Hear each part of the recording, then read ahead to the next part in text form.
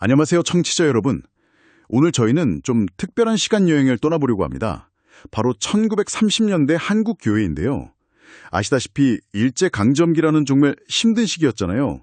근데 외부의 압박만큼이나 교회 내부에서도 여러 어려움들이 있었다고 해요. 네, 맞습니다. 뭐랄까, 밖으로도 힘들었지만 안에서도 폭풍이 몰아치고 있었던 거죠. 네, 그래서 오늘은 그 내부의 폭풍, 그러니까 세대 간의 갈등, 또 지역 간의 문제, 그리고 그 틈을 비집고 나타난 이단들의 이야기까지 좀 깊이 파헤쳐 보려고 합니다.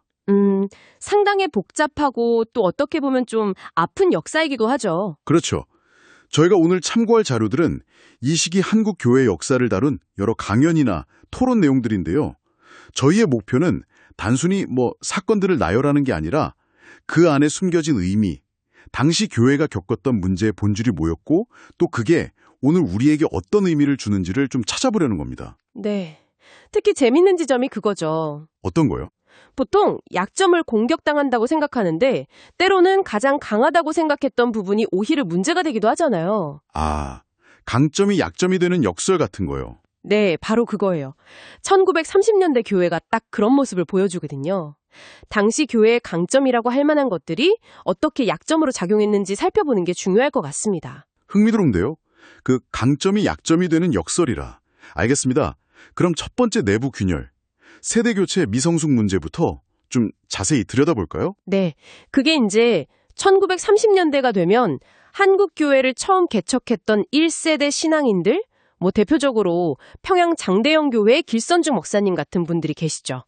이분들의 시대가 저물고 이제 2세대들이 전면에 나서기 시작하는 그런 과도기였어요. 한 거죠. 어떤 식으로요?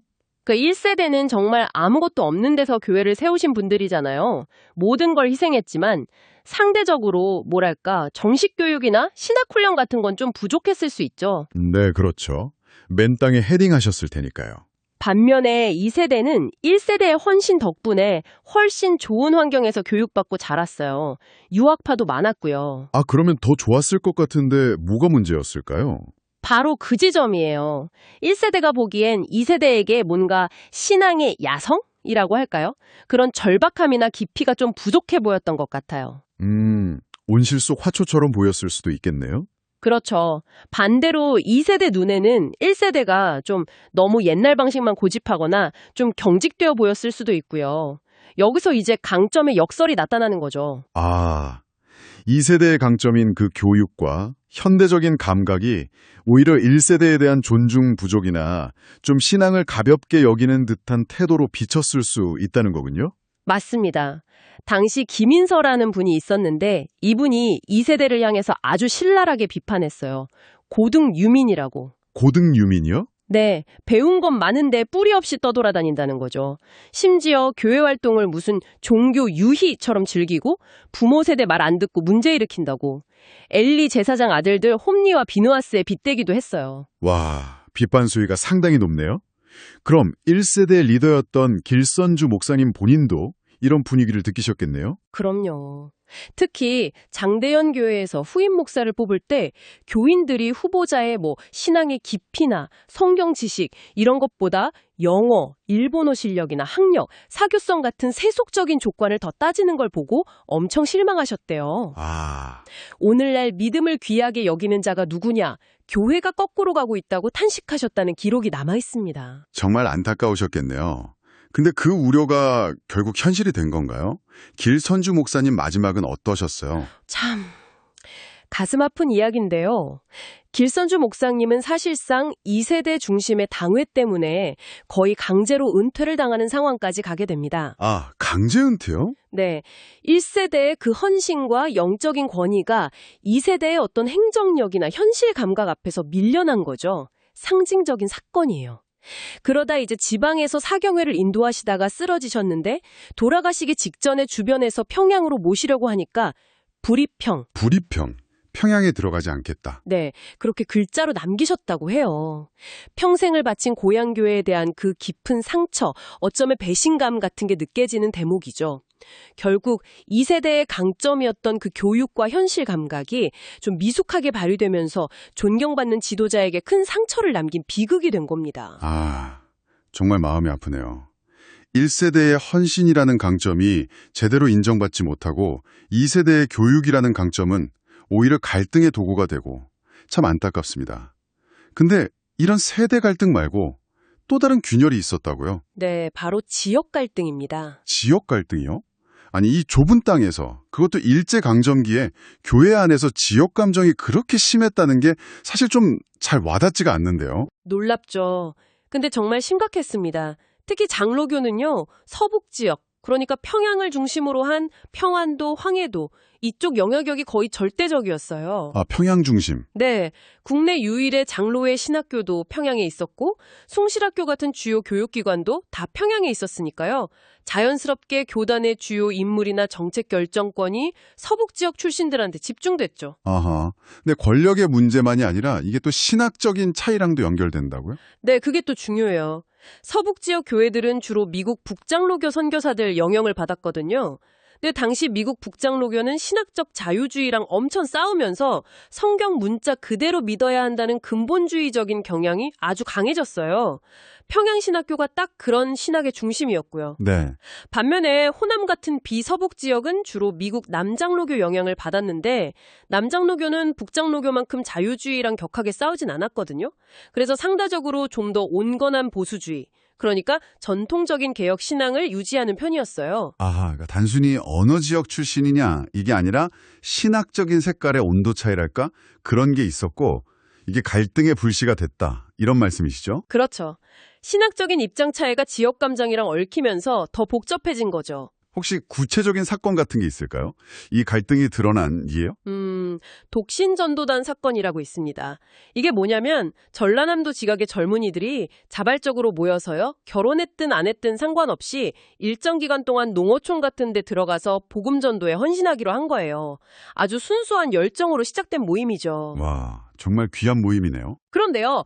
서북 지역 중심의 장로교 총회에서는 이걸 문제 삼은 거예요. 총회 허락 없이 만들었다고 불법 단체로 딱 규정하고 해산하라고 명령을 내렸어요. 아니, 왜요? 순수한 헌신과 열정이라는 그 강점이 오히려 기존 질서에 대한 도전으로 본 건가요? 그렇죠. 자기들 통제 밖에 있으니까요.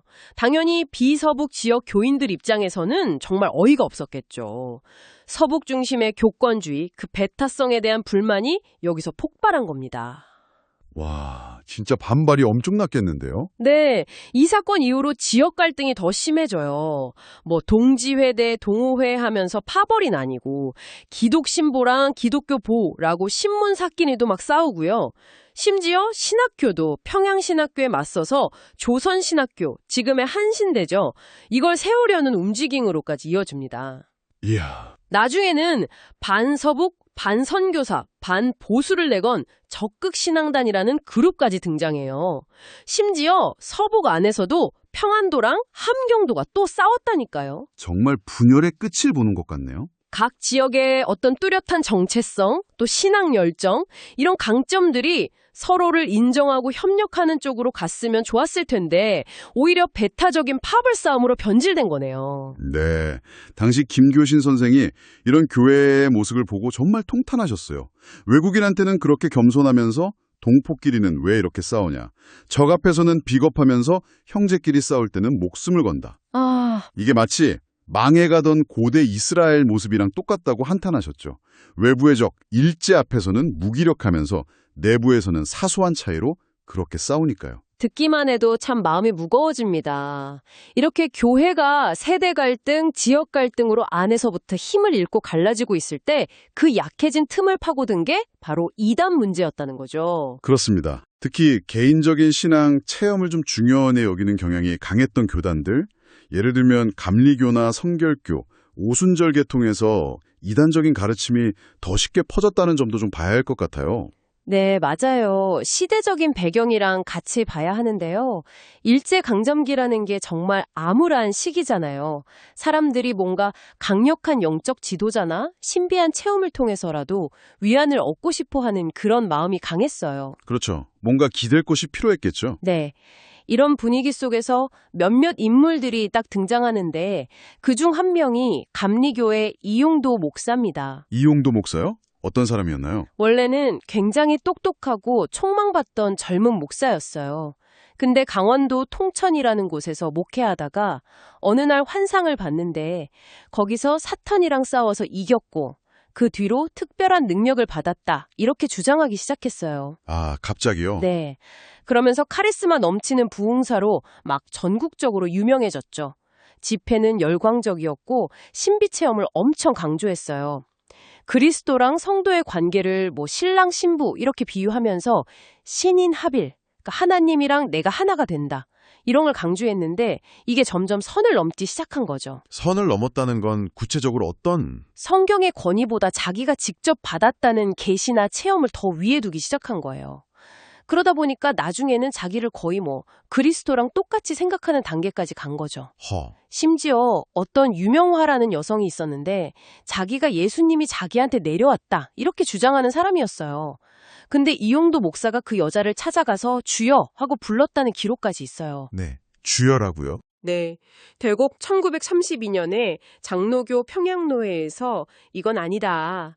성경이라는 객관적인 규범은 무시하고 자기 주관적인 체험만 강조하는 위험한 신비주의다.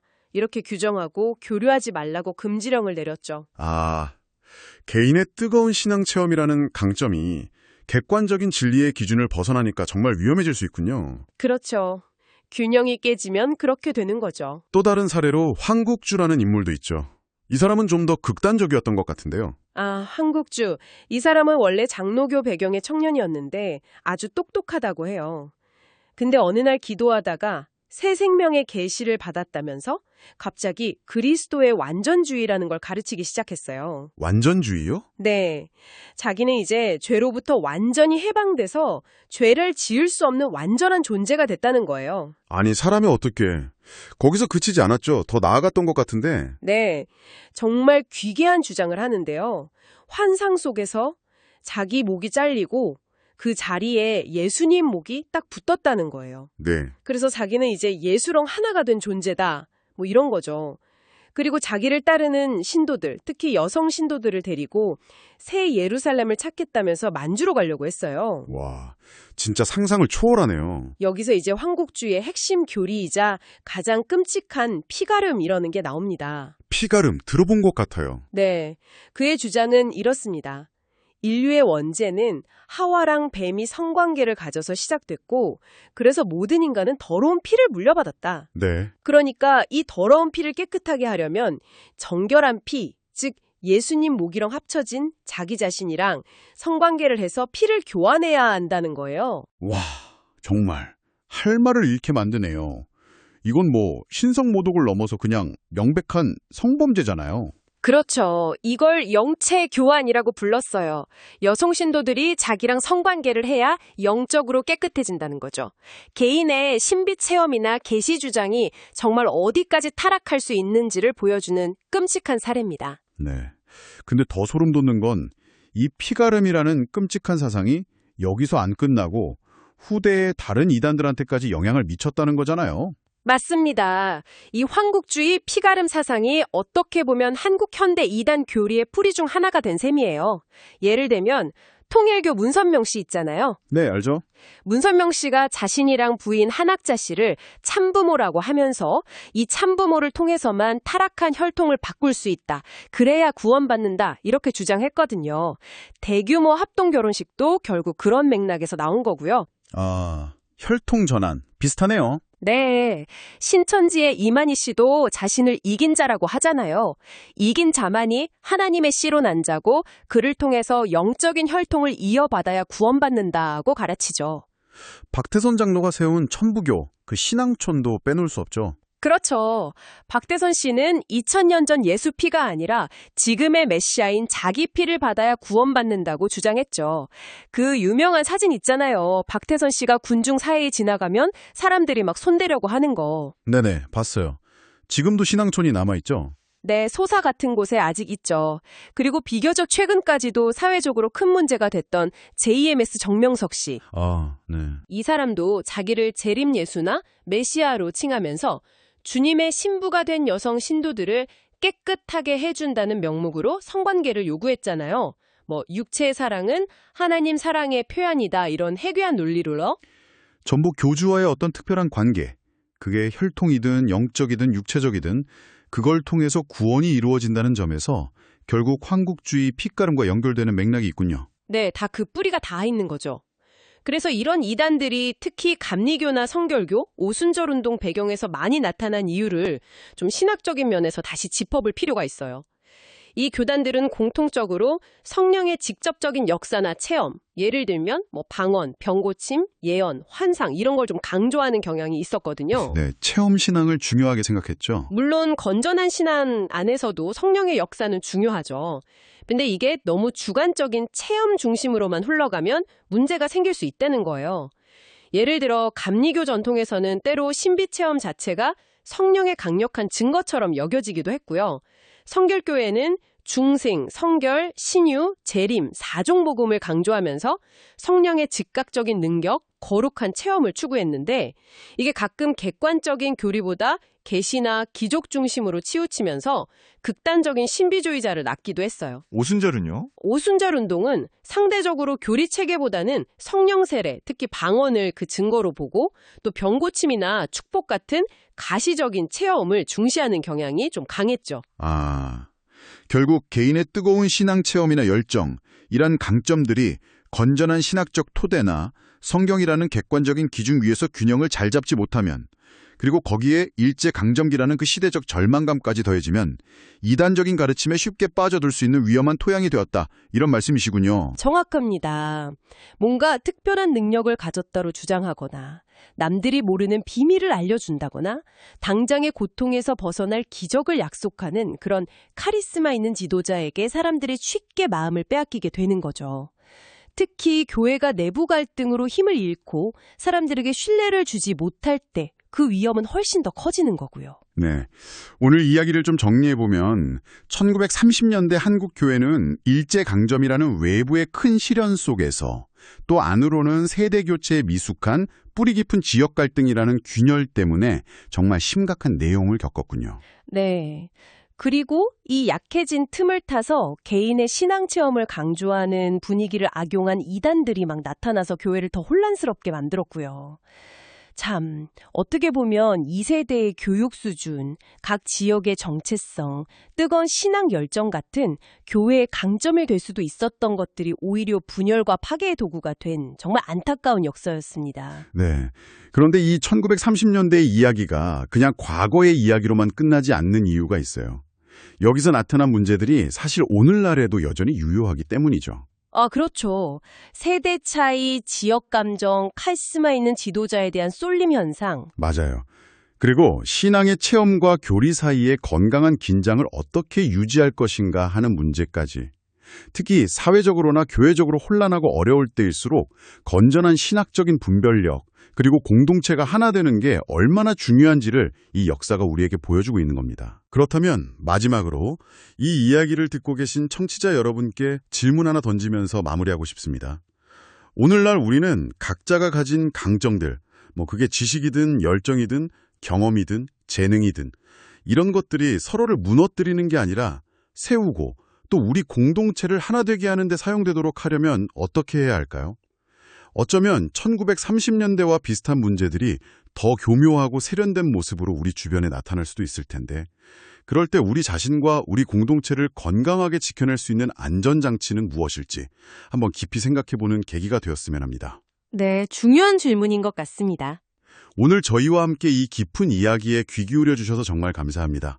다음 시간에 또 다른 흥미로운 주제로 여러분 찾아뵙겠습니다.